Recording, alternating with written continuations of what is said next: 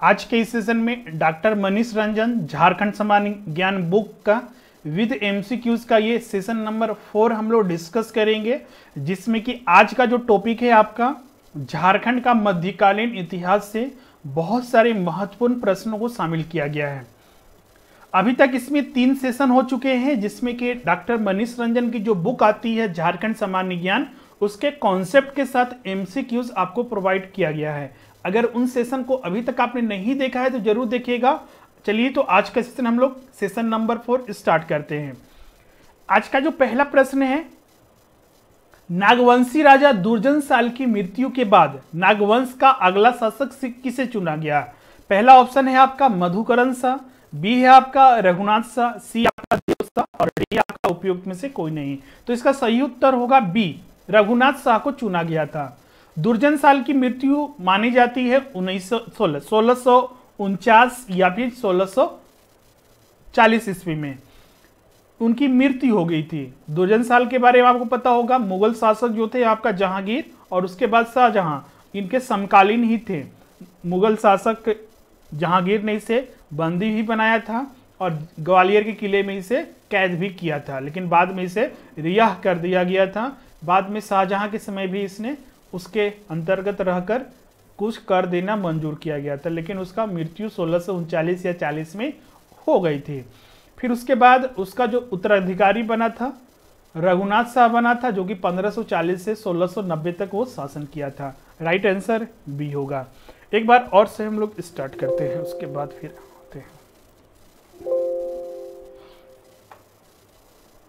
Okay, चलिए।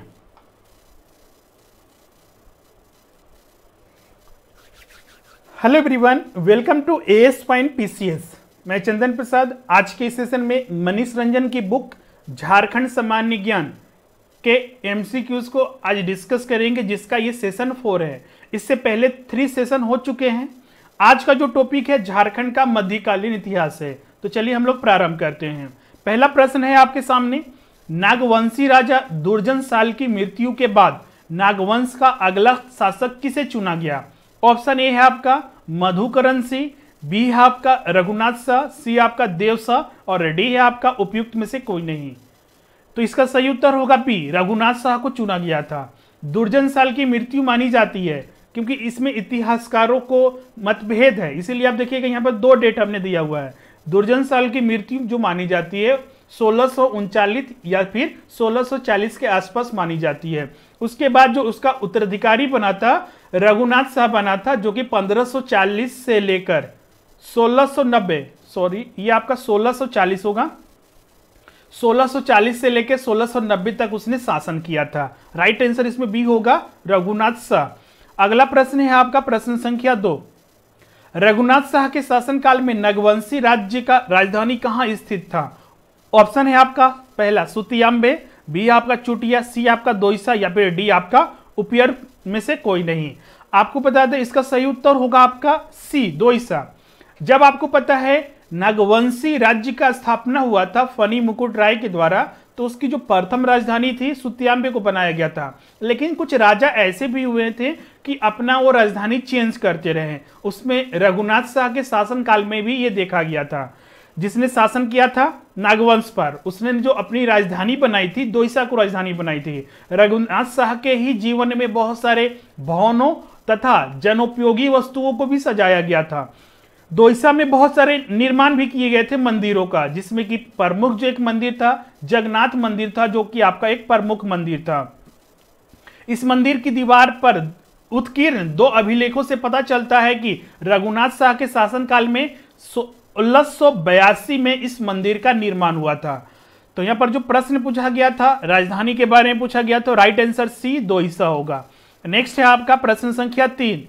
नागपुर दरवाजा संबंधित है। ऑप्शन ए है आपका नागवंशी राज्य का किला, बी है आपका सी वंश का किला, सी आपका पलामू का नया किला और डी है आपका उपयुक्त में से कोई नहीं। तो इसका सही उत्तर होगा सी, पलामू का किला जो नया किला है। पलामू में 2 तरह के किले हैं, एक नया किला के नाम से जाना जाता है और एक पुराना किला के नाम से जाना जाता है। ये नागपुर दरवाजा है उसी से संबंधित। अब ये कैसे संबंधित है इसको हम लोग कनेक्ट करते हैं। हो सकता है कि आप ये पहली बार सुन रहे होंगे, लेकिन ये बहुत ही महत्व रखता है। चेरो परंपरा के अनुसार ऐसा माना जाता है कि पलामू के चेरो राजा मेदिनी राय ने रघुनाथ शाह पर के शासन काल में कोकरा पर आक्रमण किया था। चेरो राजा के द्वारा रघुनाथ मतलब कि नागवंश राज्य पर उस समय जो शासक था रघुनाथ शाह था, मेदिनी राय के द्वारा इस पर आक्रमण किया गया था। और मेदिनी राय ने दोईसा जो राजधानी थी, चूंकि अभी हमने बताया रघुनाथ शाह की जो राजधानी थी वो दोईसा में थी नागवंश का, मेदिनी राय ने दोईसा को खूब लूटा था और साथ ही काफी मात्रा में वहां से सामान लूटकर अपने चेरो जो पलामू का क्षेत्र था वहां पर स्थापित किया था। लूट में पत्थर का एक विशाल फाटक भी शामिल था, मेदिनी राय के द्वारा लूटा गया था। अब जब मेदिनी राय ने पलामू का एक नया किला बनवाया था तो उसी नए किले में इस विशाल पत्थर के फाटक को लगाया गया था। इस फाटक को ही नागपुर दरवाजा के नाम से जाना जाता है। राइट आंसर सी होगा, पलामू के नया किला में यह फाटक लगाया गया था जो लूटा गया था मेदिनी राय के द्वारा नागवंश के रघुनाथ शाह के से लूटा गया था। क्लियर है, राइट आंसर इसका सी होगा। प्रश्न संख्या 4 है आपका, निम्नलिखित कथनों पर विचार कीजिए। पहला है आपका, शाहजहां जब मुगल शासक बना उस समय पलामू क्षेत्र में चेरो वंश का राजा प्रताप राय था। दूसरा ऑप्शन है आपका, दूसरा कथन है आपका, शाहजहां जब मुगल शासक बना नागवंश का राजा दुर्जनशाल था। नीचे दिए गए कूट का सही प्रयोग करते हुए उत्तर चुनिए। इनमें से कौन सा जो कथन है वो आपको सही कथन चुनना है, ए, बी, सी और डी। तो इसका जो सही उत्तर होगा सी, क्योंकि यहां पर जो दोनों कथन दिया हुआ है वो दोनों का दोनों कथन आपका बिल्कुल सत्य है। क्योंकि शाहजहां जब मुगल शासक था उस समय पलामू क्षेत्र में जो चेरो राजा था आपका राजा प्रताप राय था, जो कि एक महान राजा के रूप में उभरा भी था। दूसरा कथन भी बिल्कुल सही है, शाहजहां जब मुगल शासक बना, चूंकि पलामू झारखंड का ये क्षेत्र थे जो राजवंश थे, पलामू अलग क्षेत्र था उस समय, और नागवंश जो कोकरा या फिर छोटा नागपुर का नागवंश राजवंश के रूप में जाना जाता है, उस समय जब शाहजहां मुगल शासक बना था उस समय दुर्जनशाल था। तो दोनों कथन यहां पर बिल्कुल सही है, तो राइट आंसर आपका यहां पर सी होगा। नेक्स्ट है आपका प्रश्न संख्या 5, निम्नलिखित कथनों पर विचार कीजिए। पहला कथन है आपका, धनबाद जिला झारखंड का एकमात्र ऐसा क्षेत्र था जो मुस्लिम आक्रमणों से पूरी तरह बचा रहा। दूसरा कथन है आपका, उत्तर मुगल काल में फैली अराजकता का लाभ उठाकर झारखंड के सभी छोटे बड़े राज्य स्वतंत्र हो गए। नीचे दिए गए कूट का सही प्रयोग कर सही उत्तर चुनिए। इसमें से सही उत्तर कौन होगा, मतलब कि इसमें कौन सा जो कथन है आपका सही है। ऑप्शन है आपका ए, बी, सी और डी। यहां पर जो दोनों कथन दिया हुआ है बिल्कुल दोनों सही है। बहुत सारे छात्र इस चीज को समझ नहीं पाते हैं। पहला कथन भी बिल्कुल सही है। अगर हम बात करें बहुत सारे बुक में हमने इसको वेरीफाई भी किया था, जो ऐसे तो जितने भी यहाँ पर प्रश्न हम लोग शामिल करते हैं वो तथ्य होता है डॉक्टर मनीष रंजन की जो बुक है उसके आधार पर।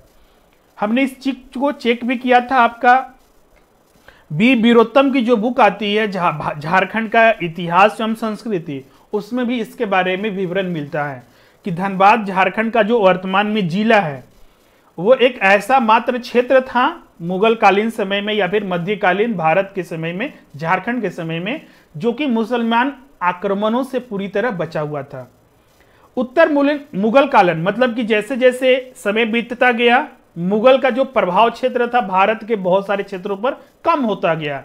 खासकर औरंगजेब की जब मृत्यु हुई थी उसके बाद स्थिति बदली, मुगल काल का प्रभाव बहुत सारे क्षेत्रों से खत्म होने लगा था। तो झारखंड से भी उसका प्रभाव खत्म हुआ। इससे क्या हुआ, झारखंड के जो भी राजवंश थे, छोटे बड़े जितने भी राज्य थे, अपने आप को स्वतंत्र घोषित करने लगे। और जो दोनों कथन यहां पर दिया हुआ है बिल्कुल सही है, तो इसलिए राइट आंसर आपका यहां पर क्या होगा, सी। नेक्स्ट है पर प्रश्न संख्या 6, औरंगा नदी के तट पर कब दाऊद खां एवं चेरो राजा साहेब राय की सेनाओं की युद्ध हुआ जिसमें साहेब राय की हार हुई थी। ऑप्शन है आपका ए 1560, बी आपका 1575, सी आपका 1660 और डी आपका 1675।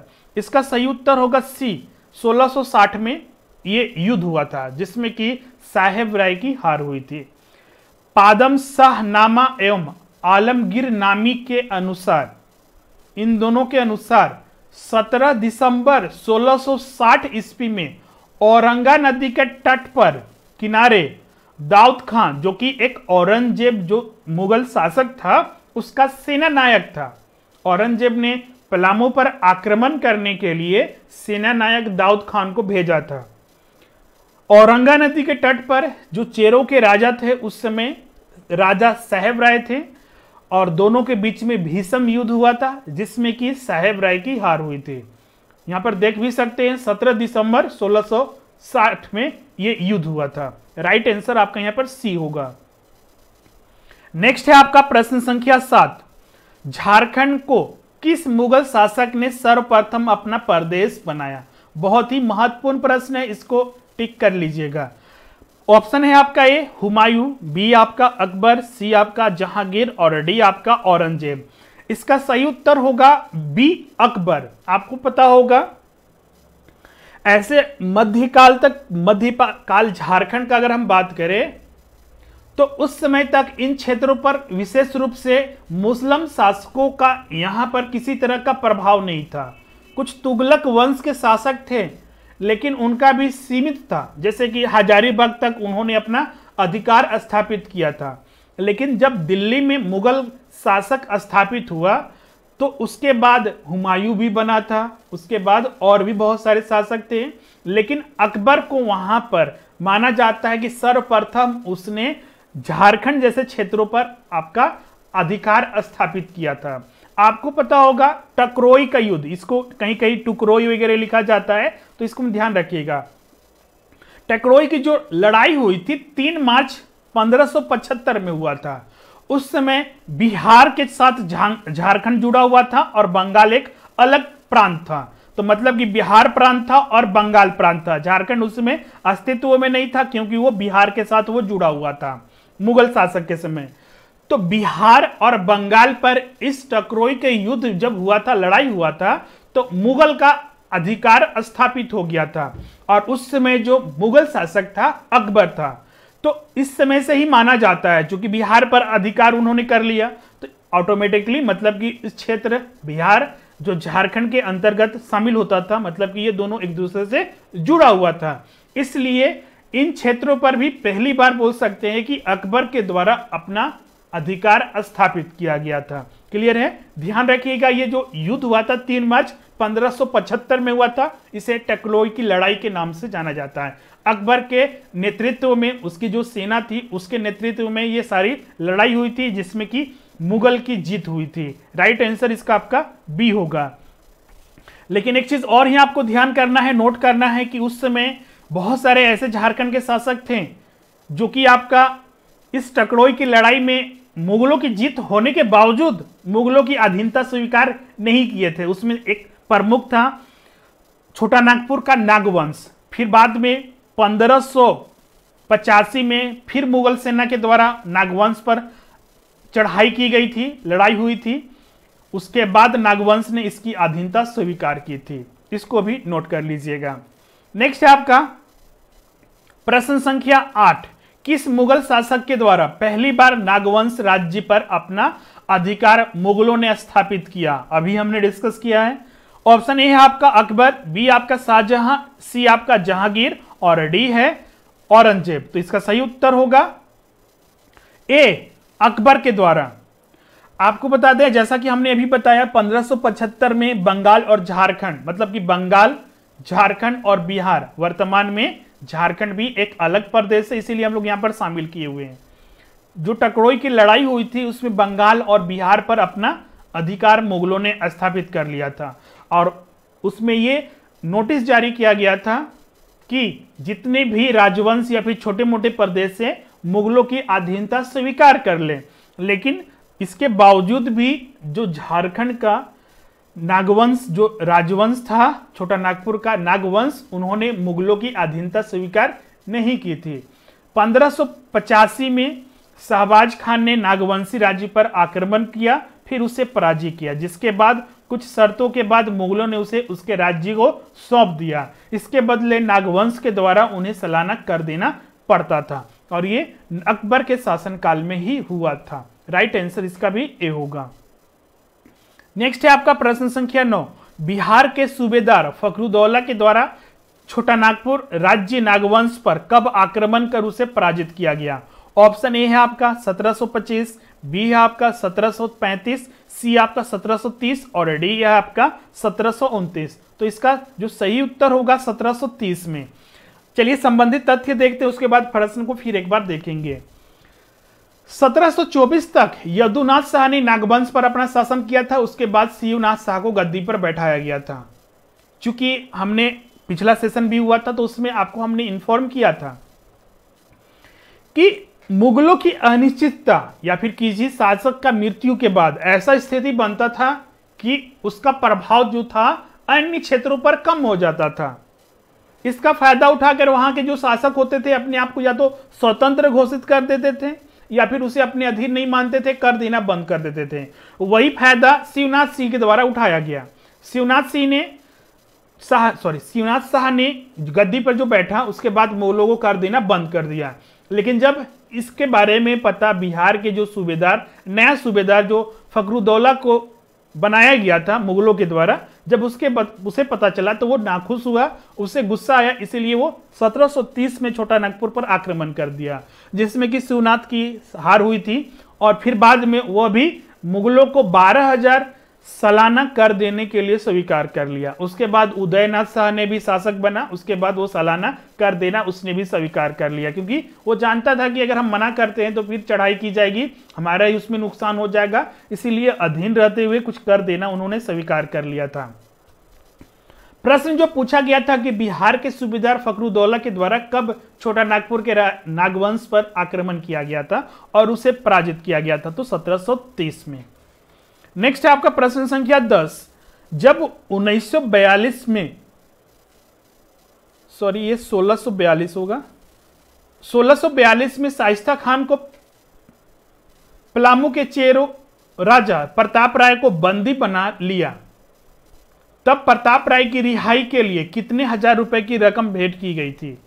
जैसा कि आपको पता होगा 1642 में शाइस्ता खान ने पलामू पर आक्रमण किया था। उस समय जो चेरो राजा प्रताप राय थे उसे बंदी बना लिया गया था। बंदी बनाने के बाद उनकी रिहाई के लिए उन्हें कुछ रकम देना पड़ा था, वही रकम के बारे में पूछा जा रहा है। ऑप्शन ए है आपका 7,000, बी है आपका 12,000, सी है आपका 40,000 और डी है आपका 80,000। तो इसका जो सही उत्तर होगा आपका 80,000 रुपए भेंट की थी। पहले तथ्य को समझ लेते हैं, उसके बाद फिर से प्रश्न को देखते हैं। जहांगीर के बाद अगला जो शासक बना था वो शाहजहां बना था। शाहजहां जब बना मुगल शासक तो उसने बिहार का जो सूबेदार नियुक्त किया, शाइस्ता खान को नियुक्त किया। शाहजहां को जब पता चला कि पलामू में से हमें कोई कर प्राप्त नहीं होता है, पहले कर प्राप्त होता था लेकिन अभी कर प्राप्त नहीं हो रहा है, तो उसने जो बिहार के सूबेदार जिसे नियुक्त किया गया था शाइस्ता खान को, उसने पलामू पर उसे आक्रमण करने का निर्देश दिया।